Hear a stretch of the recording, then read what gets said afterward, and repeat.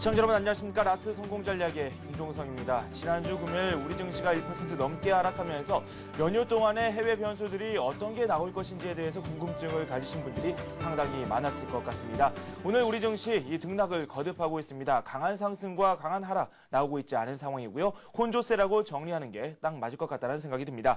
외국인과 개인이 매도를 하고 있고 기관이 매수를 하고 있습니다. 외국인들 오랜만에 6거래일 만이죠. 매수를 하는 듯 싶었는데 다시 매도로 전환이 됐습니다. 개인이 이익 실현에 나서는 모습을 보여주고 있고 기관이 매수에 가담하고 있지만 그렇게 매수폭이 크지는 않은 상황입니다. 외국인들은 선물 시장에서 매수폭을 점차 늘려나가고 있습니다. 프로그램 쪽에서도 매기가 몰리고 있긴 한데 시장에 또 어떤 변수가 될지 끝까지 눈을 떼지 말고 잘 지켜봐야 될 것 같습니다. 국내외 변수들이 시장을 압박하고 있습니다. 구체적인 시장 상황 잠시 후에 살펴보도록 하고요. 먼저 스피드 종목 상담 참여하실 수 있는 방법 소개해드리도록 하겠습니다. 문자 메시지 남겨주시면 되겠습니다. 무료 문자고요. 015-8500-1110번으로 자신이 보유하고 계시는 그 종목에 대한 자세한 이야기를 남겨주시면 되겠습니다. 먼저 시황센터 연결해서 현재 주식시장 어떻게 전개되고 있는지 자세히 살펴보도록 하겠습니다. 김보람 캐스터 연결해보겠습니다. 네, 이 시각 시황 소식 전해드리겠습니다. 오전 중에 외국인 엿새 만에 매수 우위 차지했었는데요. 하지만 이명박 대통령의 대국민 담화 이후에 매도로 전환한 상태고요. 하지만 기관의 매수세 꾸준히 유입되면서 현재는 반등에 성공한 모습입니다. 현재 코스피 지수 8포인트 오르면서 1608포인트에서 움직이고 있는데요. 오늘 출발은 10포인트 급락하면서 1659포인트에 출발했었죠. 하지만 대국민 담화 이후 잠시 하락했다가 다시 반등 성공, 그리고 다시 하락, 그 이후에 1시 이후에 다시 반등 성공하면서 본격적으로 상승폭을 늘려가고 있습니다. 앞서 말씀드린 것처럼 투자 주체들의 움직임 속에서는 기관의 매수세 부각되고 있는데요. 기관이 1,440억 원 정도 매수, 반면에 기관이 640억 원, 외국인이 820억 원 정도 매도하고 있습니다. 반면에 코스닥에서는 5거래일 연속의 하락세 지속되고 있는데요. 현재는 2포인트 내리면서 478포인트에서 움직이고 있습니다. 역시 오늘 4포인트 정도 내리면서 1470포인트에서 470선에서 출발했었는데요. 장중에 오르락 내리락 반복하기는 했지만 그래도 상승으로 반전되지는 못했다는 점 참고하시기 바랍니다. 투자 주체들의 움직임 오늘 개인이 매수세 이어지고 있는데요. 개인이 200억 원 정도 매수 우위 차지하고 있는 반면에 기관이 140억 원 정도, 외국인이 70억 원 정도 매도하고 있습니다. 오늘 주식시장은 크게 흔들리지 않는 반면에 외환시장은 출렁이고 있습니다. 원달러 환율 7개월 만에 1,200원대 진입했는데요. 현재는 18원 70전 오르면서 1,212원 80전 시초가 부근으로 올라와 있는 상황입니다. 이어서 오늘 특징 테마 업종도 살펴보겠습니다. 먼저 IT 대표주들 장중에 일제히 반등에 성공한 모습인데요. 외국계 창구를 통해서 꾸준하게 매수세 들어오고 있습니다. 현재는 삼성전자가 강보합에 있고요. 하이닉스 2%, LG디스플레이 2%로 하이닉스와 LG디스플레이 중심으로 오르고 있습니다. 오늘 또 한 가지 반가운 소식이 있습니다. 은행주들 지난주 말에 이어서 꾸준히 조금씩 올라와주고 있는데요. 저평가 매력이 부각되면서 은행주들 오늘도 오르고 있습니다.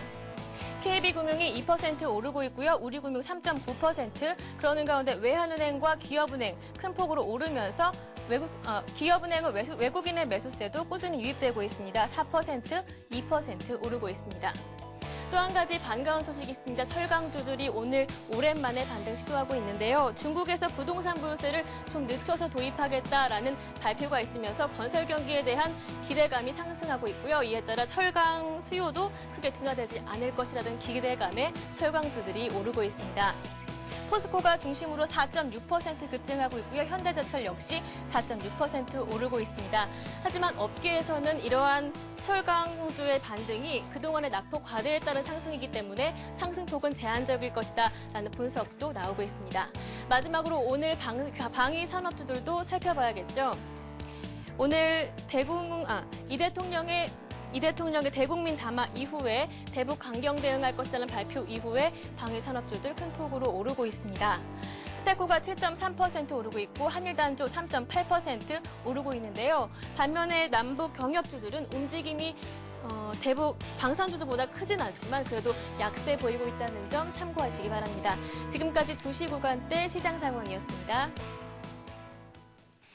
네, 지난 금요일 미국 시장과 유럽 시장이 많이 하락을 했습니다. 그에 따라서 우리 시장 영향을 좀 받을 것으로 예상이 됐었는데 그래도 토요일장이 열리고 보니 이 미국 시장에서 어느 정도 회복세를 보여줬고 이게 또 우리 시장에 긍정적인 영향을 보여주고 있는 것 같습니다. 하지만 아직까지 불확실성이 완전히 해소되지는 않았습니다. 이명박 대통령이 이 대국민 담화를 발표는 했지만 우리 시장 여전히 출렁거리는 모습을 보여주고 있고 외환 시장에서도 이런 움직임 계속해서 나오고 있습니다. 원달러 환율이 20원 넘게 급등하기도 했습니다. 지금은 점차 안정을 찾아가고 있고 지금 18원 90전 가까이 오르면서 시장 상황 전개가 되고 있습니다. 1213원 선을 걷고 있습니다. 더욱더 자세한 소식 한번 알아보도록 하겠습니다. NH투자증권 투자전략팀의 김영렬 연구원 연결되어 있습니다. 안녕하십니까? 네, 안녕하십니까? 네, 방향성 탐색 같다는 생각이 듭니다. 우리 증시 좀처럼 오르지도 않고 내리지도 않고 조금 복잡하게 전개가 되고 있는데요. 시장 정돈부터 한번 해볼까요? 네, 우선 지난주에 보여왔던 어떤 단기적인 어떤 급락 상황에서는 다소 좀 진정되는 움직임을 나타내고 있습니다.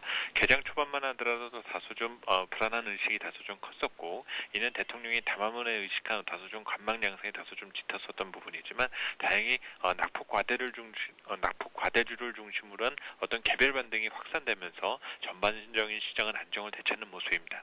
전반적인 주식 시장에 대한 어떤 안정된 분위기와는 달리 외환 시장에서의 환율은 여전히 급등세가 이어지고 있고 다행히 오늘 오전부터 중국 증시가 빠른 속도로 회복하는 점 등이 우선 심리적인 안정을 가져주었다. 이런 점이 오늘의 가장 큰 특징 상황으로 보여집니다. 네, 그렇군요. 현 시점이 바닥인지 아닌지를 놓고 여러 가지 의견이 팽팽히 맞서고 있는 상황입니다. 이번 주 우리 시장 어떤 부분을 살펴보는 게 좋을지 그에 대한 말씀도 함께 부탁드리죠. 네, 우선 시장에서 어떤 굵직한 어떤 호재의 등장보다는 현재와 같은 이전 시장 심리가 불안한 상황에서는 대외적인 불확실성이 해소되는 이런 어떤 리스크 요인이 진정되는 그런 과정이 가장 큰 호재이지 않겠냐라고 보여집니다. 결국 대외적인 불확실성의 전개 과정을 관찰하는 것이 필요해 보이고요. 이런 면에 있어서 당장 대외 변수 중에는 유럽 증시가 어느 정도 낙폭을 진정시키고 또 이런 점이 과연 미증시로까지 긍정적인 영향을 줄 수 있는지 여부에 대해서 관찰하는 것이 필요해 보입니다. 내부적으로는 이 지정학적 리스크의 완화 여부에 관심을 가져야 될 필요가 높은데요. 어느 정도는 예상을 해왔었지만 대통령 담화문에 대한 어떤 발표 내용이 크게 예상과는 다르지 않고 이에 따른 어떤 외신들에 대한 반응 또 중국이나 또 북한 내부적인 어떤 반응에 대한 부분이 과연 이번 주 어떻게 시장에서 표출되는지 여부에 따라서 시장 심리가 결정될 가능성 자체가 크다는 점입니다. 다만 어떤 새로운 시장의 재료가 부각되지 않는다라면 우선 악재에 대한 어떤 강한 내성을 현재 시장에서 찾는 과정 속에서 안도 랠리에 대한 가능성은 시장에서는 잠재되어 있다는 것이 이번 주 전반적인 어떤 주간 전적인 어떤 시장의 트렌드의 어떤 전망이 되지 않겠냐라고 보여집니다. 네, 우리 시장이 그만큼 불안하다는 것은 그대로 수급을 살펴보면 또 알 수 있죠. 5월 들어서 외국인들이 5조 넘는 매물을 내놨고 오늘도 6거래일 만에 매수를 하는 듯 싶다가 다시 매도로 돌아섰거든요. 셀코리아다 아니다 이런 말이 많이 나오고 있는데 어떻게 보고 계십니까? 네, 우선 외국인의 포지션은 결국은 시장 위험을 사고 파는 상황을 계속 반복한다라고 볼 수밖에 없습니다. 올 연초 이후에도 지난 4월 말까지 약 10조 원 이상의 매수를 보일 때 가장 큰 근간이 되었던 것은 남유럽 재정 위기가 조기에 해소될 수 있다는 어떤 기대를 전제로 한 위험자산 선호의 과정이다라고 볼 수가 있다라면은 최근 5월 들어서의 단기적인 약 5조 원대의 매도를 보이는 것은 다시 시장에 등장한 재정 적자와 관련된 문제 그리고 내부적으로는 지정학적 리스크와 관련된 어떤 불안감이 환율 변동성으로 이어지게 되면서 결국 국내 시장에서도 외국인 투자자들의 어떤 적극적인 어떤 위험 부담 수위를 다소 좀 높게 가져간 부분이 조금 소극적인 태도로 변하게 된 주요 원인이 될 수 있다라고 보여지는데요. 결국은 아직까지 외국인의 어떤 본격적인 매도가 시작되었다라고 단정 지을 수 있을 만한 부분보다는 여전히 시장의 어떤 변동 위험을 회피하기 위한 외국인 투자자들의 어떤 안전자산 선호 심리에 대한 영향 정도로 보는 것이 바람직하지 않겠냐라고 보여집니다. 결국 환율 추세를 가늠해 보는 것이 가장 중요하다고 볼 수가 있겠고 시장 위험이 해소되면서 환율이 안정을 되찾게 되었을 때부터는 다시금 또 외국인의 매수가 재개될 수 있다는 어떤 기대를 갖고 전반적인 현재 시장 동향을 관찰하는 것이 중요하지 않겠냐고 보입니다. 네. 일단 환율이 이렇게 널뛰기 장세를 보여주고 있는 건 그만큼 국내 정세에 대해서 불안감을 많이 느끼고 있다. 이렇게 해석을 또 할 수 있겠죠. 하지만 우리 증시 좀 많이 떨어졌다라는 이야기가 나오고 있습니다. 1600선에서 지지를 또 받고 있고 단기 낙폭이 큰 만큼 언제든지 반등을 할 수 있는 구간이다. 이런 이야기도 조금씩 나오고 있거든요. 그만큼 투자 전략 짜나가는 데 있어서 이 부분 많이 신경 써야 될 것 같은데 어떤 부분에 중점을 두는 게 좋을까요? 네, 우선 어떤 반등에 대한 가능성 자체는 높아졌지만 어떤 추세 연장 측면에 있어서는 여전히 고민해야 될 변수가 많습니다.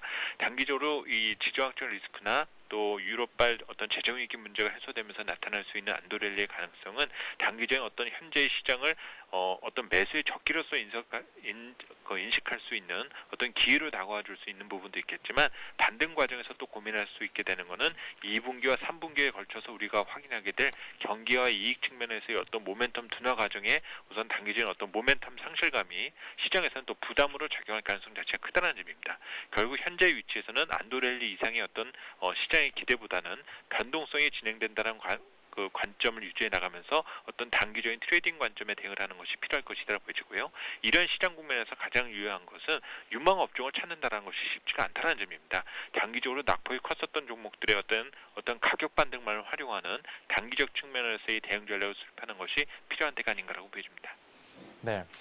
지금 현재 증시를 살펴보면 코스피 쪽보다 이 코스닥 쪽 상황이 더 안 좋은 것 같습니다. 그래도 코스피 쪽은 반등에 성공하는 모습을 보여주고 있는데 코스닥 쪽 낙폭이 코스피에 비해서 더 심했거든요. 코스닥 쪽 어떤 부분을 저희가 살펴보는 게 좋을까요? 네, 우선 상대적으로 중소형 종목들의 어떤 회복력이 약할 수밖에 없는 것은 그만큼 시장 위험에 조금 더의 민감도가 가장 크고 또 이익에 대한 관점보다는 어떤 개인 투자자들의 어떤 시장 영향력이 큰 시장인 만큼 단기적인 투자 심리 회복이 쉽지 않다라는 것을 의미한다고 볼 수가 있습니다.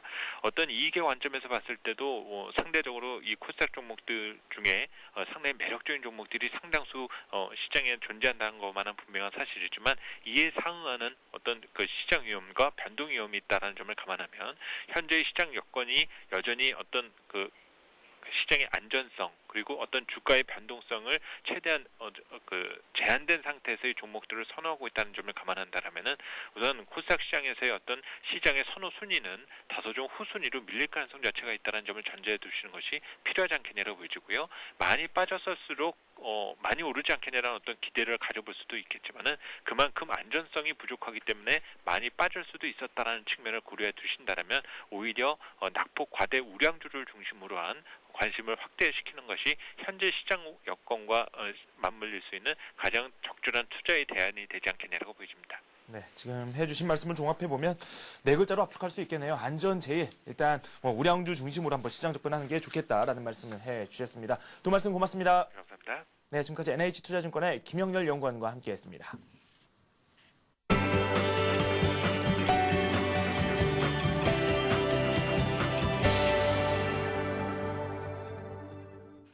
네, 오늘의 이슈 한번 짚어보도록 하겠습니다. 하이투자증권의 김영진 부장 연결되어 있습니다. 안녕하십니까? 안녕하십니까? 네, 우리 증시 1600선, 미국에서는 다우지수가 10,000선, 그리고 중국에서는 상해종합지수가 2500선, 이렇게 좀 지지선으로 많이 작용을 하고 있는 모습인데 우리 시장에서 반등을 좀 노리는 듯한 그런 모습이 나오고 있는데 그래도 좀 힘이 약하네요. 예, 그 힘은 약하지만 오늘 장 초반의 낙폭을 빨리 만회했다. 이 점을 좀 다행스럽다 이렇게 봐야 될 것 같습니다. 오늘 우리 시장에 도움이 된 것은 아무래도 중화권 증시의 반등이다 이렇게 봐야 될 텐데요. 특히 중국 본토 시장의 강한 반등이 좀 인상적이다 이렇게 봐야 될 것 같습니다. 우리 시장이 놀았었던 21일에도 중국은 혼자 또 상승을 했었죠. 그렇게 보면 이틀째 차별적으로 상승을 하고 있다 이렇게 봐야 될 텐데요. 가장 먼저 조정권 진입했고 가장 큰 폭 하락을 보인 시장이 반등을 보이고 있다. 이 점에 좀 의미를 둬야 될 것 같습니다. 오늘 계속 소식이 들어오고 있는데요. 미중 경제 전략 회의 분위기상 좀 호전되고 있다 이런 느낌을 주고 있는데요. 특히나 이제 가이트너 발언을 봤을 때 이제 위안화에 대해서 언급이 좀 그동안의 분위기보다 많이 나아지고 있습니다. 또 이런 미중 경제 전략 회의 시점을 또 맞춰서 아시아권에서 유로화 매도 포지션이 청산되고 있다. 이런 루머가 또 나오고 있습니다. 전반적으로 미국하고 중국이 좀 우호적으로 협조하는 그런 모습이 보이고 있습니다. 위안화 절상도 점진적으로 간다면 큰 부담이 없을 것이다. 이렇게 봐야 되겠죠. 또 중국 쪽에서 나오고 있는 소식이 좀 긍정적인 소식이 좀 있습니다. 부동산 가격 안정책이 북경을 제외한 지방은 좀 규제책을 완화하고 또 부동산 공급을 좀 늘려서 가격 안정책을 좀 가격 안정책에 있어서 긴축은 좀 완화하는 그런 움직임이 좀 나오고 있습니다. 금일 시장에 좀 이렇게 루머성 재료로 나오는 재료들이 좀 많은데요. 중국 정부의 정책적 지원 효과도 또 기대감이 나타나고 있습니다. 중고 자동차 보조금 지급이 올 중반이면 끝나려고 했었는데 또 연말까지 연장된다는 그런 소식이 나타나고 있고요. 결국 이런 것을 감안하면은 주말에 독일의 유로 지원 자금이 의회를 통과했다는 이 소식하고 합쳐보면은 경제 회복을 위한 또 글로벌 정책적 공조가 가시화되고 있다. 또 이 점도 좀 살펴봐야 될 것 같습니다. 확인이 안 된 루머성 재료이기 때문에 앞으로는 좀 더 확인을 좀 해봐야 되겠지만 일단 지금 현재 상황에서는 좀 긍정적이다 이렇게 봐야 될 것 같습니다. 미국 시장을 보더라도 이제 지난 주말에 장 막판의 상승에 좀 의미를 둘 필요가 있어 보이는데요. 특히 이제 금융 개혁안 통과에 따른 이제 악재 반영 심리로 인해서 금융주가 좀 상승한 게 좀 눈에 돋보이고요. 또 한 가지는 좀 약간 좀 해석하기에 따라서 좀 해석이 좀 틀려질 수가 있는 그런 재료인데 옵션 만기일 효과이기 때문에 막판에 올랐다. 그렇다면 이런 재료를 놓고 보면 또 오늘까지는 좀 확인이 필요하다 이렇게 봐야 될 테고요. 또 하나는 기술적으로 21선하고 61선의 데드 크로스가 났기 때문에 단순히 기술적인 반등이다. 이렇게 볼 수도 있기 때문에 미국 시장의 반등은 아무래도 금주 초반 최소한 오늘까지는 추세 흐름을 좀 확인할 필요 있겠다. 이렇게 말씀을 드리겠습니다. 네, 급작스런 위기가 있었다면 또 확실한 국제 공조가 있겠죠. 이런 양상 우리 시장에서는 좀 학습 효과로 작용하는 것 같다라는 생각이 들 정도로 좀 잠잠하게 시장이 전개가 되고 있습니다. 근데 지금 이렇게 상승세가 나오고 있는 거를 저점 찾기로 봐야 될지 아니면 본격적인 반등 신호로 봐야 될지 그 성격을 한번 분석해보는 것도 좋을 것 같거든요. 예, 낙폭이 컸기 때문에 사실 반등은 언제든지 이렇게 나올 수가 있다라고 생각이 되고요. 이런 반등하고 또 등락이 좀 걸쳐가면서 며칠 동안 또 바닥을 잡는 과정이 이어질 것이다. 이렇게 봐야 될 것 같습니다. 코스피도 미국처럼 내일 이제 22일하고 60일 이동평균선에 데드 크로스가 나오거든요. 그렇다면 오늘의 반등이나 만약 내일 반등이 나온다 하더라도 이것을 계속 이어진다, 단기 반등이 이어진다 이렇게 볼 수는 없을 것 같습니다. 오늘 시장 흐름을 놓고 봐도 주도주가 그다지 특별히 나타나고 있지 않는 그런 상황이기 때문에 또한 그런 이유 때문에도 단기 반등으로밖에 볼 수가 없는 이유 중에 하나고요. 중국의 반등하고 연계해서 오늘 조선하고 철강 업종의 외국인하고 기관 매수세가 또 들어온다 이렇게 이해할 필요 있어 보이는데 이쪽으로 주도주 논리로 접근하는 것보다는 낙폭 과대 논리로 언제든지 반등이 나올 수 있는 그런 위치였다. 그러한 지수대이고 종합지수는요. 또 종목들은 그런 가격대에 놓여 있었다. 이렇게 봐야 될 것 같습니다.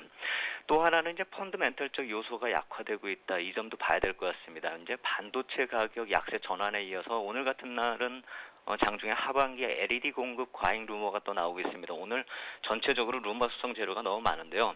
그렇기 때문에 또 기존 주도주가 약세 전환하고 있는 그런 모습 나타나고 있는데 이런 악재성 루머가 시장을 지배한다. 이것이 결국 약세장의 특징이다. 이렇게 봐야 될 것 같습니다.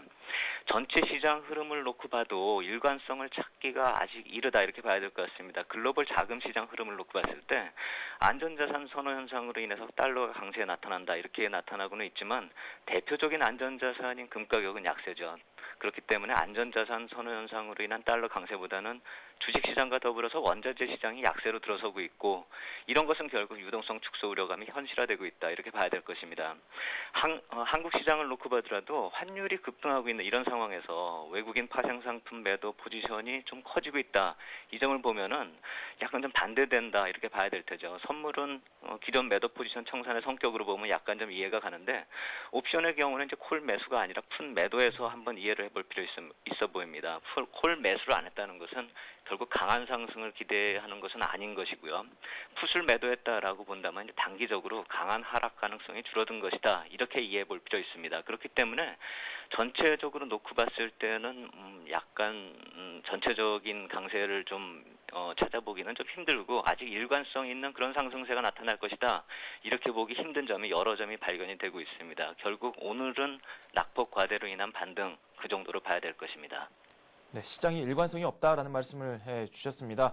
그렇다면 그 방향성을 저희가 예측을 한번 해봐야 될 텐데 철강주가 오늘 강세를 보여주고 있지만 주도주는 아니다. 이렇게 말씀을 또 하셨거든요. 그렇다면 우리 시장에서 현 시점에서의 주도주는 어떤 업종이 될 수 있을 것이며 그리고 또 매수를 한다면 어떤 지점, 이 매수 밴드가 어느 정도 될 것인지 그에 대한 말씀도 함께 부탁드리죠. 네, 전체적으로 봤을 때 미국 지표 일정도 좀 봐야 될 것 같습니다. 이번 주에 일주일 내내 미국 지표가 발표가 되거든요. 고용, 주택, GDP, 소비 지표 일주일 동안 내내 지표 발표가 이어집니다. 특히나 고용이나 주택 같은 경우는 가장 개선이 어려운 지표들이기 때문에 이번 주가 좀 긍정적이다 이렇게 보기가 힘들 것 같습니다. 그렇기 때문에 주도주가 예전에 IT나 자동차 이쪽을 얘기하기가 힘든 이유가 전체 시장이 가지 않는 한은 결국 낙폭 과대 종목들이 오른다. 이전 쪽으로 접근했을 경우에 기존 주도주 얘기를 하기는 어려운 주다 이렇게 봐야 될 것 같습니다. 특히나 주택 자산 가격이 이제 미국 자산 시장에 미치는 영향을 감안한다면은 미국 시장도 강한 상승 모멘텀은 없다 이렇게 봐야 될 것입니다. 중국 시장이 그렇다면 계속 긍정적인 흐름으로 갈 것인가 이렇게 놓고 봤을 때 2009년 3월 지수 때까지 하락한 그런 낙폭 과대 시장이 오늘 반등한다 그래서 오늘의 반등 지속된다 이렇게 확신하기도 어렵다 이렇게 볼 수밖에 없습니다. 결국에 한국 시장의 모습은 몇 번의 등락을 거치면서 박스권 하단을 형성한 다음에 그 다음에 좀 접근을 해야 될 것 같은데요. 주초니까 이제 주간 단위로 좀 말씀을 드려야 될 테니까 지수를 주봉으로 좀 본다면은 60주 이평이 위치한 곳이 1580포인트거든요. 그 정도 되면 한 1차 지지선으로 좀 놓고 볼 필요가 있어 보이고요. 120주 이평을 무너뜨리고 내려왔기 때문에 그쪽에 위치한 1660포인트는 저항선이다 이렇게 봐야 될 테고 만약에 단기 매매로 짧게 본다면 5주 이평이 위치한 1620포인트에 1차적으로 저항이 있다 이렇게 봐야 될 것입니다. 전체적으로 시장을 바라볼 때 지난 주말에 나온 소식 미국 경기 선행지수가 예상보다 더 안 좋게 나왔는데요. 이렇게 경기 선행지수가 꺾인 이후의 흐름은 중기적인 큰 상승보다는 박스권이 지속적으로 하향될 그럴 가능성이 크다. 그렇기 때문에 박스권 하향 조정에 좀 대응할 필요가 있어 보이고요. 전주에도 말씀드렸듯이 일부 현금의 단기 매매에 한정한 그런 대응을 지속할 필요 있겠다. 이렇게 말씀을 드리겠습니다. 네, 1580에서 1660선, 뭐 짧게는 1620선까지 이렇게 밴드 권역이 설정될 수도 있겠다는 생각이 듭니다. 오늘장의 특징 또 하나가 환율이 많이 오르고 있다는 점이거든요. 뭐 불과 2, 3주 전만 해도 워낙 강세에 대한 이야기가 꾸준히 나왔었는데 추세가 완전히 뒤집힌 게 아닌가라는 생각이 들 정도로 환율 시장도 요동을 좀 치고 있습니다. 환율 시장에 대한 말씀도 좀 해주시죠. 예, 환율 쪽을 놓고 봤을 때 주식시장에 긍정적인 영향으로 미친다 이렇게 볼 수도 있는 점이 환율이 올라간다. 단순히 보면 그렇죠. 근데 오늘 장 초반에 봤을 때는 그렇다면 IT와 자동차가 먼저 치고 갔어야 되는데 그렇지가 않은 거죠. 결국에 전에도 말씀드렸듯이 주식시장이나 환율시장이나 안정된 흐름을 보여야지 이렇게 급등락을 보이는 상황에서는 아무리 환율이 오른다 하더라도 수출 관련주 쪽으로 긍정적으로 보기에는 좀 힘들다 이렇게 봐야 될 테고요. 만약에 이제 오늘 매도 포지션을 청산한 외국인의 이제 파생 상품이 오늘 환율이 어느 정도 고점을 형성하기 때문에 안정권으로 들어간다. 이런 관점으로 외국인이 접근을 했었다면 좀 긍정적으로 볼 수 있겠지만 일단은 시장은 좀 안정적인 흐름이 나타나야 되고 너무 진폭이 크고 변동성이 큰 것 자체는 주식시장이나 환율시장이나 안 좋다 이렇게 봐야 될 것입니다. 네, 알겠습니다. 지금까지 하이투자증권의 김영진 부장과 함께 오늘의 이슈에 대한 이야기를 나눠봤습니다. 또 말씀 고맙습니다. 감사합니다. 네, 이번에는 수급 상황 짚어보도록 하겠습니다. 이 외국인들의 매도 폭이 점차 깊어지고 있습니다. 수급엑스파일 동양종금증권의 최일종 팀장과 함께하겠습니다. 안녕하십니까? 네, 안녕하십니까? 네, 오늘 외국인과 개인이 매도를 하고 있고 기관이 지지를 좀 하는 모습을 보여주고 있긴 한데 그래도 좀 아직까지 미약하네요. 네, 그렇습니다. 오늘 우리 증시에는 이제 핵심 이슈라고 할 수 있는 지정학적 리스크 부각으로 인해서 눈치 보기 장세가 진행이 됐었고요. 선물 옵션 시장에 영향을 받는 무기력한 장세가 계속해서 나오고 있다라고 볼 수 있겠습니다. 저번 주 목요일 미국 증시 하락 그리고 금요일 날 미증시 자율 반등 효과로 그나마 종합지수의 하방 경직성은 어느 정도 보여주고 있는 상황으로 차후 악재들의 영향력은 점차 희석될 가능성이 크겠다라고 오늘 증시 전반적으로 평가를 해보겠고요. 오늘 수급 동향을 살펴보게 되면은요, 전반적으로 외국인들 매도세는 계속해서 이어져 나오고 있습니다. 외국인들 거래소 쪽에서 980억의 순매도 흐름을 보이고 있고요. 기관 쪽에서 1,600억 가량의 순매수, 강한 순매수가 들어오고 있습니다. 물론 개인 쪽에서도 600억 가량의 순매도 흐름을 보이고 있고요. 코스닥 시장 외국인들 76억의 순매도 흐름 보이고 있고 기관 쪽에서도 역시 148억의 순매도 그리고 개인 쪽에서는 228억의 순매수하는 흐름을 보여주고 있습니다. 네, 오늘 살펴보니까 포스코라든지 LG 디스플레이 일부 대형주 쪽으로 외국인들과 기관의 매수세가 꾸준히 들어오고 있거든요. 어떤 종목을 중심으로 매매가 되고 있는지 이 부분도 한번 정리해보죠. 네, 그렇습니다. 오늘 외국인들 순매수 종목들을 보게 되면은 대체적인 분위기는 낙폭과대 제점 매수 흐름을 보이고 있는 종목들에 집중하고 있다. 뭐 이렇게 보시면 될 것 같습니다. 그래서 포스코라든지 현대중공업, LG전자, 현대모비스, LG 디스플레이 등을 이제 순매수를 하면서 전기전자 쪽의 낙폭과대 그리고 중공업 중공업주들의 낙폭과대 위주의 저점 매수세가 좀 눈에 띄게 좀 많이 들어오고 있고요. 반대로 순매도하는 종목들을 보게 되면 그동안의 핵심 주도주였다라고 할 수 있는 삼성전자라든가 하이닉스, 삼성생명, 한국전력, 만도 등으로 비중을 점차 좀 축소하는 따라서 이제 그 전체적인 이제 포트폴리오를 재조정하는 그런 분위기를 보여주고 있다라고 볼 수 있겠습니다. 아울러 이제 기관 쪽의 흐름 역시 외국인들 흐름과 그렇게 크게 이렇게 벗어나는 그러한 상황은 아닌 것 같습니다. 따라서 LG이노텍 순매수를 하고 있습니다만은 그다지 크게 이렇게 순매수하는 규모는 아닌 것 같고요. 대체적으로 LG이노텍, LG 디스플레이라든가 삼성 SDI, 한국전력, KB금융, SK에너지 등으로 인해서 대체적으로 외국인들 순매수하는 종목과 거의 유사한 수준의 순매수를 하고 있습니다만은 대체적으로 규모는 굉장히 작다. 이렇게 보시면 될 것 같고요. 반대로 이제 순매도 종목들 보게 되면은 역시 비중 조절 차원의 순매도 흐름을 보이고 있다라고 보시면 될 것 같습니다. 그래서 기아차를 이제 상당히 좀 많이 매도를 하고 있는 그런 상황이고 현대모비스, 호남석유, 현대차, 만도 이런 쪽으로 해서 순매도를 확대하는 그런 모습을 보여주고 있다라고 보시면 될 것 같습니다. 마지막으로 기관과 이제 외국인 동시 순매수하는 종목들 오늘 상승폭이 상당히 좀 좋습니다. 포스코라든가 LG전자, LG디스플레이, 삼성전기, 삼성중공업 쪽으로 순매수를 동시적으로 좀 강하게 좀 들어오고 있는 입장인데요. 대체적으로 이 외국인들 같은 경우는 편중화된 매도 매수 이런 흐름을 좀 보이고 있습니다. 그래서 매수하는 쪽은 강한 규모의 순매수 흐름을 보이고 있고요. 그리고 매도하는 쪽도 역시 강한 순매도를 벌이고 있다라고 보시면 될 것 같습니다. 반면에 기관들의 순매수는 상당히 좀 규모가 작은 걸로 이렇게 보시면 될 것 같습니다. 네, 오늘 매수가 좀 들어오고 있는 종목들 화면상으로 만나봤는데 일부 종목 같은 경우는 모멘텀도 좀 갖추고 있고요. 어떤 종목은 그동안 좀 많이 떨어졌다는 낙폭 과대 인식도 좀 조금씩 나오고 있습니다. 그렇다면 오늘은 어떤 종목들을 중점적으로 살펴보는 게 좋을까요? 네, 오늘 전반적으로 흐름을 보게 되면은 낙폭 과대 쪽이 좀 초점이 맞춰지는 것 같습니다. 이번 주 내내 이러한 분위기가 이어질 가능성이 있고요. 이 이면에는 이제 낙폭 과대와 함께 그동안에 주도주였던 종목들에 대해서 재평가가 좀 이루어질 가능성이 있겠다라는 생각입니다. 그래서 이번 주 유망으로 해서 조금 관심을 가지고 봐야 될 거는 목요일에 저점을 찍었죠. 43만 천 원에 저점을 찍은 포스코 같은 경우도 상당히 좀 낙폭 과대의 이격 축소 과정이 진행될 가능성이 있기 때문에 포스코도 좀 관심 종목으로 넣어봤고요. 그리고 KT 종목입니다. KT 같은 경우는 전반적으로 흐름 자체는 이것도 마찬가지로 전반적으로 낙폭 과대 인식이 좀 많이 적용이 되고 있죠. 그리고 이 유틸리티라든가 통신 쪽 같은 경우는 대체적으로 경기 방어주 그리고 지수의 방어적인 성격을 가지고 있다라는 측면이고요. 그다음에 이제 LG 디스플레이도 이제 한번 우리가 관심을 가져봐야 된다라는 쪽인데 디스플레이 쪽은 그동안 좀 48,100원 고점 이후에 상당히 좀 낙폭이 좀 과대했습니다. 그 61선에서의 자율 반등 성격에서의 21선과의 이격 축소 과정이 진행될 것으로 이렇게 보고 있고요. 기타로 해서 유망 종목이 좀 선별을 해보면은 현대모비스라든가 아시아나항공 그리고 S1까지 이렇게 한번 살펴보도록 하겠습니다. 네, 이 종목군들 가운데서 한 종목으로 집중적으로 살펴봐야 될 텐데 아시아나항공을 준비하셨다고요? 네, 아시아나항공을 준비를 했고요. 아시아나항공 같은 경우는 최근에 21선을 지지를 받으면서 대체적으로 실적 모멘텀이 부각이 되면서 상승하는 패턴을 보여주고 있습니다. 오늘도 20원 마이너스에 7,280원이 적용이 되고 있는데요. 1차적으로 21선 이평선까지의 눌림목 현상은 나타나지 않을 것으로 확률적으로 그렇게 크지 않다 이렇게 보시면 될 것 같습니다. 그래서 굳이 더 빠진다라고 한다 이러면 6,800원까지의 하락폭은 예상해 볼 수 있을 것 같습니다만은 현재의 그 분위기라든가 지수의 자율 반등 이러한 성격으로 봤을 때 7,100원에서 7,280원 현재 주가까지의 분할 매수를 한번 생각을 해봐야 될 것 같고요.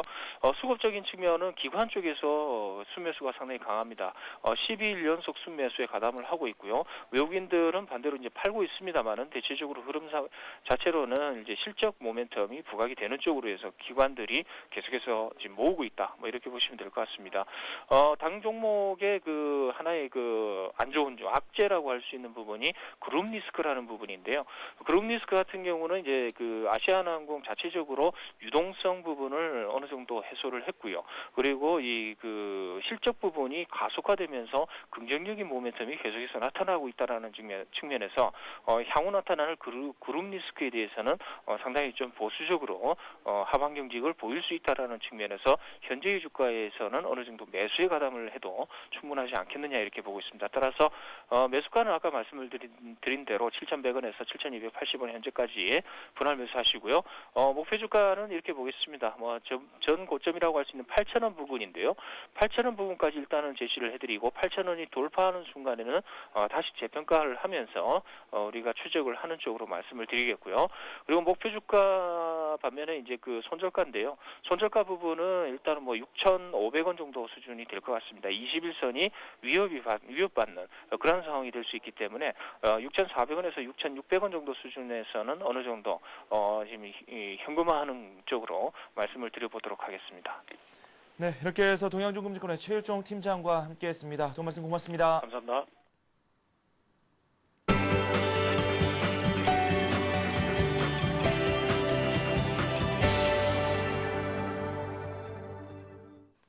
네, 잠시 후 스피드 종목 상담이 이어집니다. 무료 문자 저희에게 보내주시면 됩니다. 015-8500-1110번으로 문자를 남겨주시면 되겠습니다.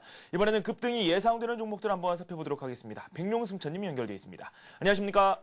안녕하십니까? 네, 오늘 돋보이는 종목들 먼저 소개해 주시죠.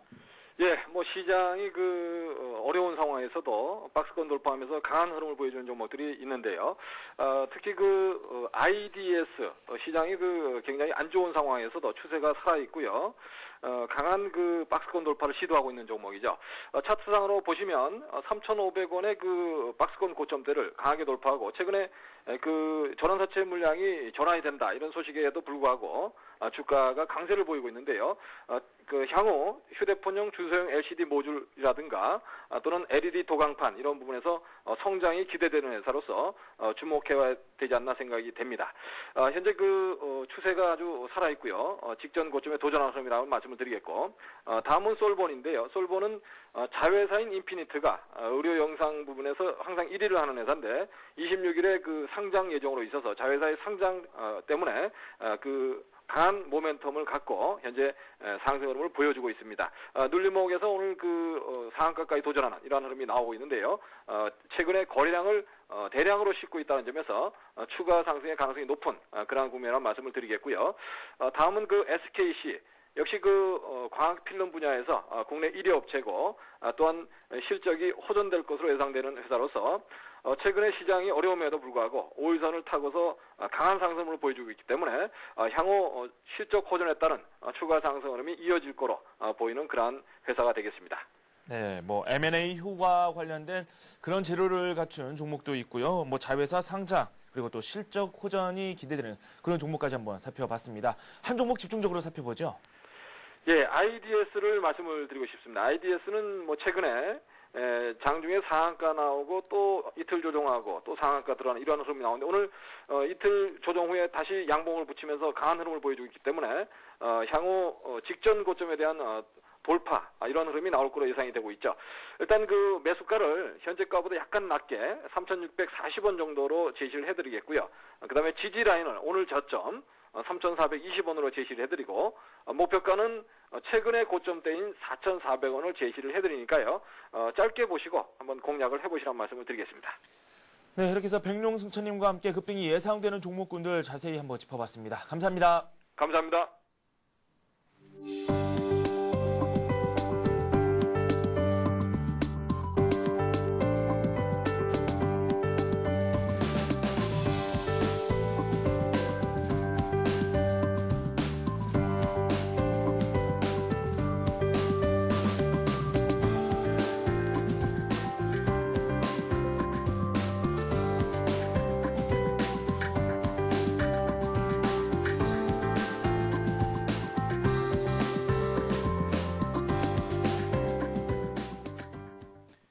네, 스피드 종목 상담 시작하도록 하겠습니다. 여러분께서 저희에게 문자를 남겨주시면 그 종목들을 저희가 직접 상담을 해드리는데요. 015-8500-1110번으로 문자를 남겨주시면 되겠습니다. 먼저 저와 오늘 함께 해주실 분 소개해드리도록 하겠습니다. 메리츠 종금증권의 신종익 과장과 함께하겠습니다. 안녕하십니까? 안녕하십니까?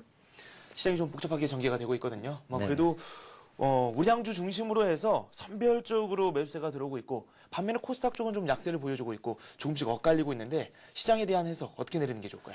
일단 지금 시장에 외국인 매도세가 계속 이어지고 있는 가운데에서 종목별로 조금 오늘도 반등해서 좀 차별화가 좀 많이 보여지는 현상인데 포인트는 제가 지난주에 1600선을 이탈이나 1600선 근처에 가서 이제 주식을 현금화 비중을 좀 늘려서 좀 더 보유 관점에서 지켜보자라고 말씀을 드렸는데 이번 주 똑같이 말씀을 드리겠습니다. 1600선 이하의 수준은 제가 보기에는 우량주는 싸다라고 느끼셔야 될 구간으로 들어가기 시작을 한 것 같고요. 이제 1600 이하에서 사는 부분에 대한 어떤 우량주를 살 것이냐, 업종은 어떤 종목을 선택할 것이냐라는 부분들이 조금 포인트로 좀 잡을 필요가 있어 보이는데 네. 오늘 중화권에서 발표된 내용들이 상당히 좀 시장의 변화를 이끌어갈 수도 있겠다. 단기적으로 봤을 땐 큰 부분 안에서 IT 자동차 섹터가 실적 호전에 발맞춰서 성장성에 맞물려서 가고는 있지만 단기적으로 시장이 어려울 때 중화권 뉴스가 오늘 부동산 보유세 유보라든가 정부 주도의 주택 공급 확대라는 부분들은 실제로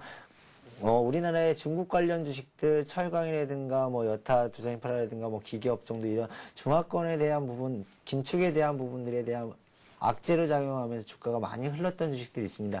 그런 부분들의 주식들이 좀 변화의 흐름이 이번 뉴스로 인해서 결과적으로 좀 확정된 뉴스가 나오면 변화의 흐름이 나타나지 않을까 싶습니다.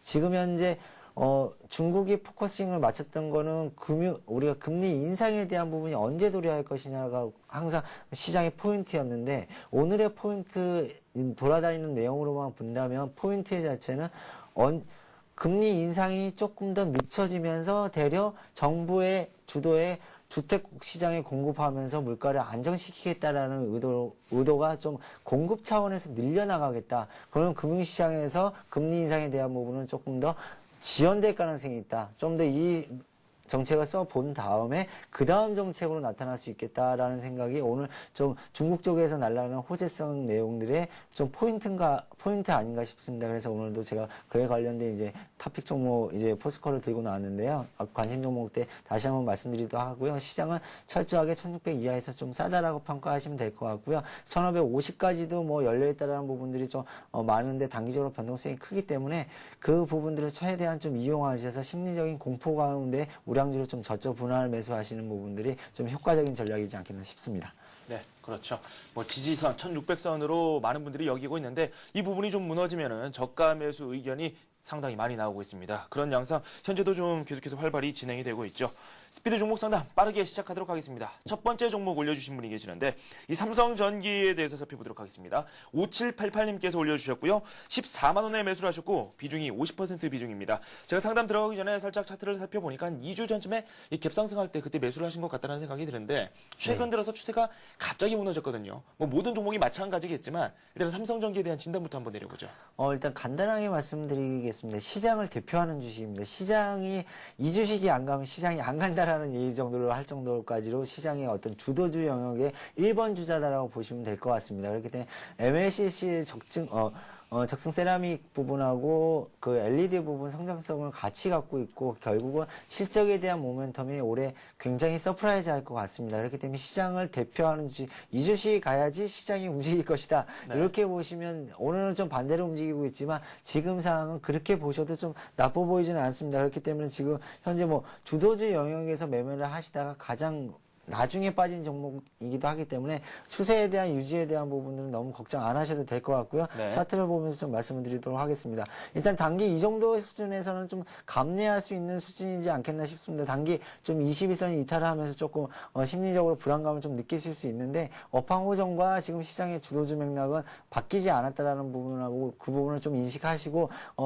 단기 부분에서는 60일 이평선이 12만 2,000원대가 이탈하지 않으면 그리고 시장에서 단기적으로 시장이 불안한 요소를 좀 감안했을 때 고점에 대한 부분 15만 5,500원이 고점을 단기에 찍었기 때문에 15만 원에 대한 부분을 1차 목표가를 잡으시고 조금 더 시장이 안정 흐름세를 잡고 보신다면 18만 원까지는 열어놓고 좀 매매를 하셔도 괜찮겠다라고 보여집니다. 그렇기 때문에 시장의 어떤 큰 주기에 대한 부분이 한 단계 더 하락한다면 거기에 대한 부분 리스크를 좀 축소하시고 비중과 이 종목에 대한 매매를 꾸준하게 그냥 이어가셔도 좀 효과적으로 수익을 얻을 수 있는 종목이다라고 보여집니다. 그렇기 때문에 너무 불안해하지 않으셔도 될 것 같고 단기 기간 목요일날 기관 외국인 매도가 좀 많이 나왔는데 그 부분은 어떤 단기 비중 축소 정도의 수준이고 큰 펀더멘탈의 부분은 이상이 없기 때문에 공격적인 매도세가 나타나기 좀 어렵다라고 보여집니다. 그렇기 때문에 너무 불안하지 마시고 그런 좀 원칙과 밑에선 좀 싸다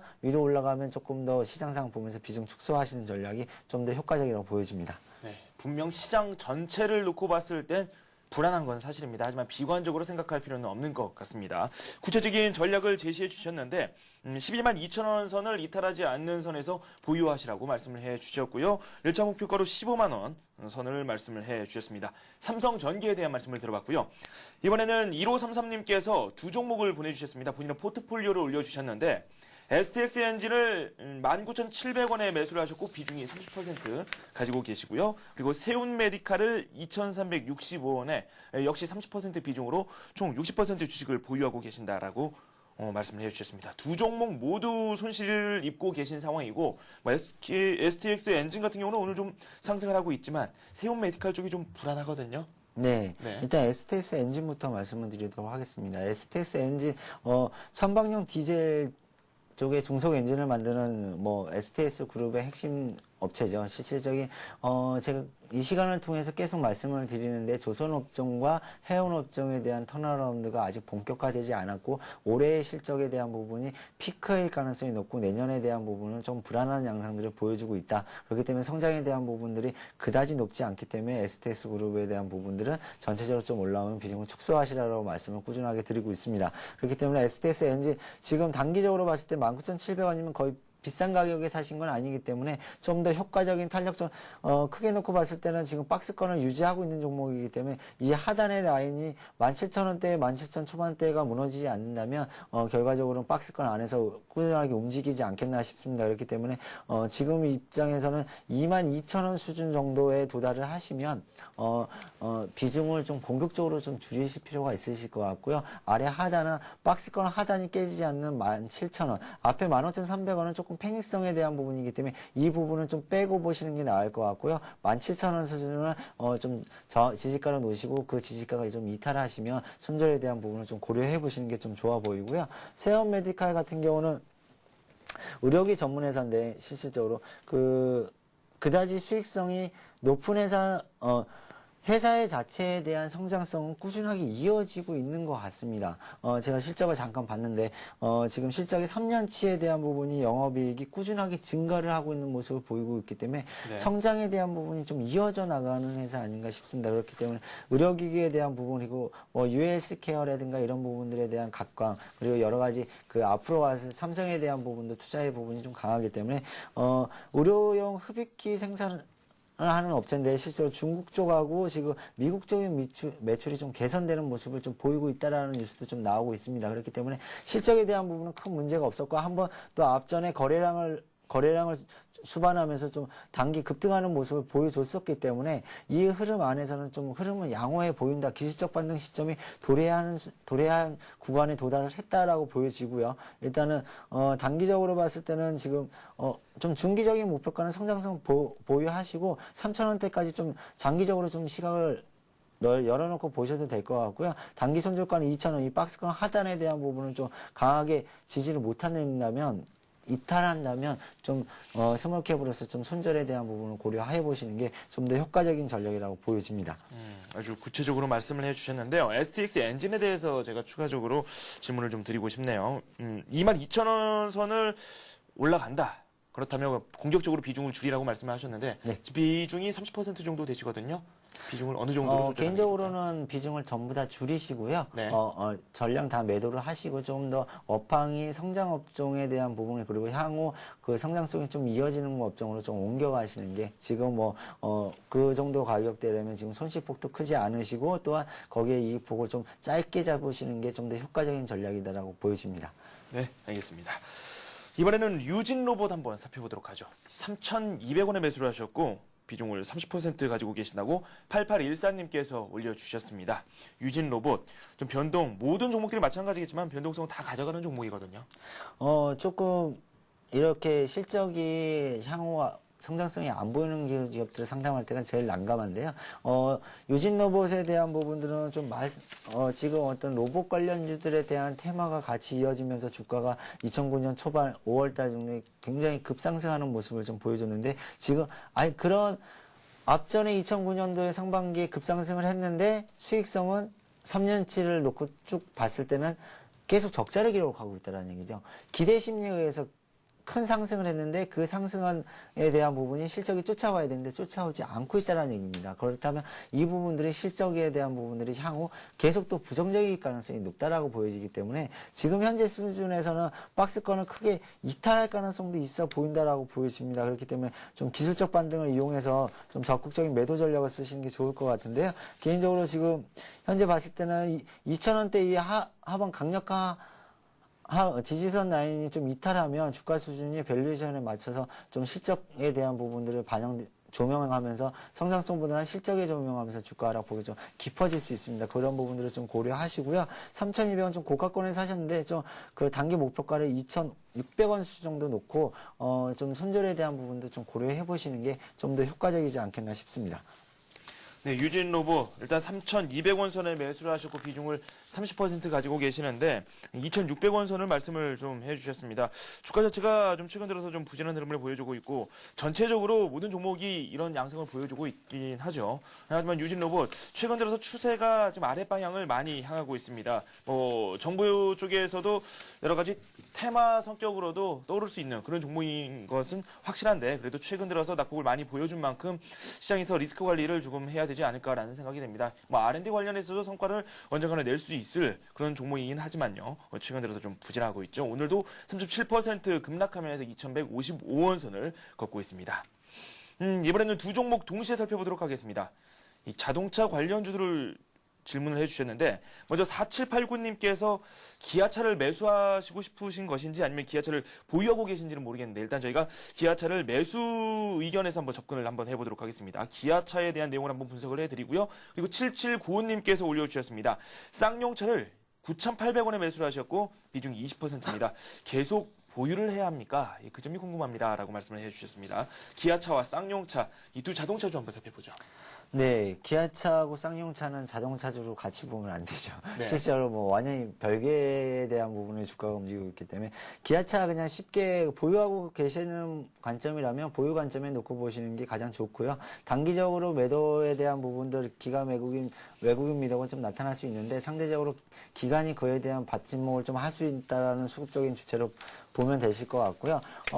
지금 현대차에 대한 부분하고 기아차 가장 시장에서 바라보는 관점은 K5에 대한 매출에 대한 부분이 어느 정도 일어날 것이냐 이런 부분들이 사전 예약은 거의 폭발적으로 일어나는 수요들이 나타났는데 1분기 실적을 보면 내수 4월 실적만 보더라도 4월 한 달 실적만 보더라도 기아차가 내수에서 47%의 급성장을 좀 보여주면서 내수 시장의 K7과 K5 그리고 여타 차종들이 상당한 선방을 하고 있는 모습을 보여주면서 거기에 글로벌 시장의 성장성까지 갖추고 같이 흐름을 이어가고 있기 때문에 기아차 지금 현재 수준 밸류에이션상도 비싸 보이지 않고 꾸준한 흐름, 주도주의 영역에서 꾸준한 흐름을 좀 보여줄 것이다 라고 보여집니다. 또한 이 종목도 크게 60일선 25,800원 수준, 26,000원 수준이 이탈하지 않으면 그다지 불안하시지 않게 여기셔도 될 것 같고요. 그런 큰 흐름 속에서 계속 이어진다라고 생각하시면 될 것 같습니다. 제가 지난주에는 주도주의 영역도 좀 팔자라고 말씀을 드렸는데 그건 이제 시장의 불안감 때문에 말씀을 드렸던 부분이고 일단 시장이 1차적인 하락이 보여줬기 때문에 주도주의 영역분에서 1차적으로 하락한 종목군들은 좀 더 지난주에 못 때리셨다면 이번 주에는 좀 보유 관점 그리고 기술적 반등이 이었을 때 비중 축소 전략을 쓰시는 게 유리해 보인다라고 크게 말씀드리고 싶고요. 일단은 기아차에 대한 부분 제 개인적으로는 38,000원에서 4만원까지는 좀 열어놓고 꾸준하게 신고가 영역이 계속 이어지고 있기 때문에 봐도 될 것 같다라고 말씀을 드리고 싶고요. 쌍용차는 차트로 해석이 될 만한 회사는 아닙니다. 일단 그렇게 말씀드리면 좀 네. 답이 나올 것 같은데 예전에 이 쌍용차 같은 경우는 좀 길게 놓고 좀 보실 필요가 있을 것 같은데요.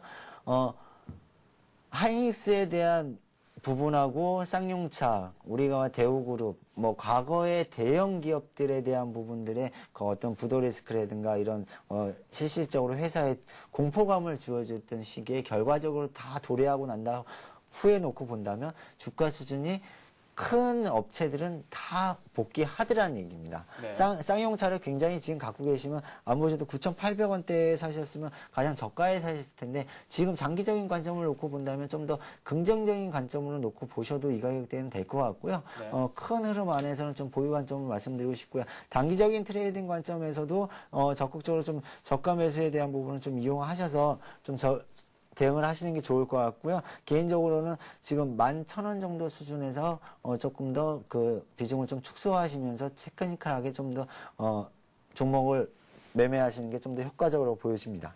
네. 쌍용차에 대해서는 11,000원 선까지 볼 수 있다라는 말씀까지 한번 들어봤습니다.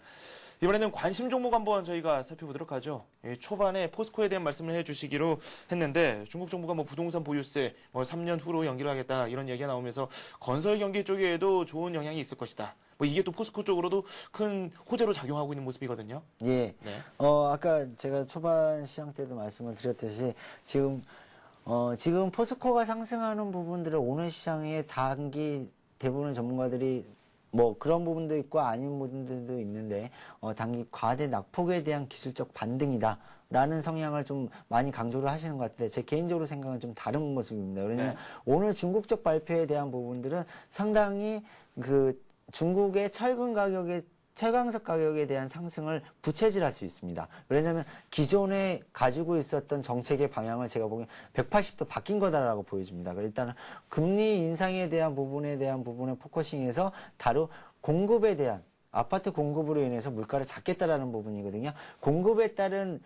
가장 수혜 업종들은 뭐 대표적인 우리 과거 중국 관련주의 철강 업종과 뭐 두산인프라코어를 대변할 수 있는 뭐 그런 관련 기계 업종들에 대한 부분들이 일어날 수 있는데요. 네. 지금 현재 주가 하락으로 인해서 밸류에이션이 상당히 매력적인 수준, PBR 1배 수준 정도까지 나올 수 있고 올해 7배 수준, 올해 2010년 실적 예상치로 보면 PER 수준도 한 8배 수준에서 7배 수준 정도로 내려와 있기 때문에 가격적인 부분도 매력적이고 하반기에 철강업황에 대한 지나친 우려감이 좀 반영돼서 주가가 많이 하락했다라는 부분들이 강력한 좀 모멘텀으로 작용할 것 같고요. 네. 또 대우인터에 이번에 우선 협상자 대상으로 선정이 되면서 일단은 전체적인 큰 흐름 안에서 반등에 대한 그 시너지 효과가 좀 나타날 수 있다는 부분들이 가장 큰 부분이고 시장 반등에 일단 오늘 시장을 반등을 주도하는 종목이 포스코다라고 보여지면 1차적으로 가장 반등이 셌던 종목이 주가를 반등을 이끌어갈 가능성이 높습니다. 거기에 대한 포커싱을 좀 말씀을 드리고 싶고요. 포스코에 대한 차트 그래서 단기 지금 현재로 보면 오늘 조금 주가가 강하게 올라왔기 때문에 오늘 쫓아사자라고 말씀을 드리진 않을 거고요. 일단 45만 원 이탈가에 44만 5천 원의 매수가에 대한 부분을 좀 말씀을 드리고 싶고요. 손절가는 43만 원, 좀 시장이 불안한 가운데 좀 변동성이 확대될 수 있기 때문에 손절가는 조금 아래로 좀 가까운 가격대로 잡도록 하고요. 목표가는 53만 원을 제시해드리도록 하겠습니다. 그렇기 때문에 전체적인 시장의 주도주 영역과 지금 가격대 밸류션이 상당히 매력적이다. 그리고 중국 쪽의 모멘텀이 상당히 뭐 과대 낙폭으로까지만 봐서는 안 된다라고 말씀을 드리고 싶고요. 그 후에 좀 꾸준하게 그런 부분들이 실적으로 도래하면 주가의 상승력은 좀 더 강한 모멘텀을 그동안 소외주에서 또한 그 주도주 영역군으로 옮겨 탈 수 있다. 그리고 2분기 실적이 예상치보다는 조금 더 우상향할 가능성이 높기 때문에 전체적인 그런 흐름 쪽에 초점을 좀 맞춰보자라고 말씀을 드리고 싶습니다. 네, 포스코에 대한 말씀까지 들어봤습니다. 지금까지 메리츠종금증권의 신종익 과장과 함께했습니다. 감사합니다. 네, 감사합니다. 동시효과로 접어들었습니다. 동시효과로 넘어가면서 코스피 쪽이 또 하락으로 전환이 됐네요. 뭐 마지막까지 한번 지켜봐야 되겠지만 2부에서 저희가 정확히 분석을 해드리도록 하죠. 경제 소식까지 함께 전해드리겠습니다. 저는 잠시 후에 찾아뵙겠습니다.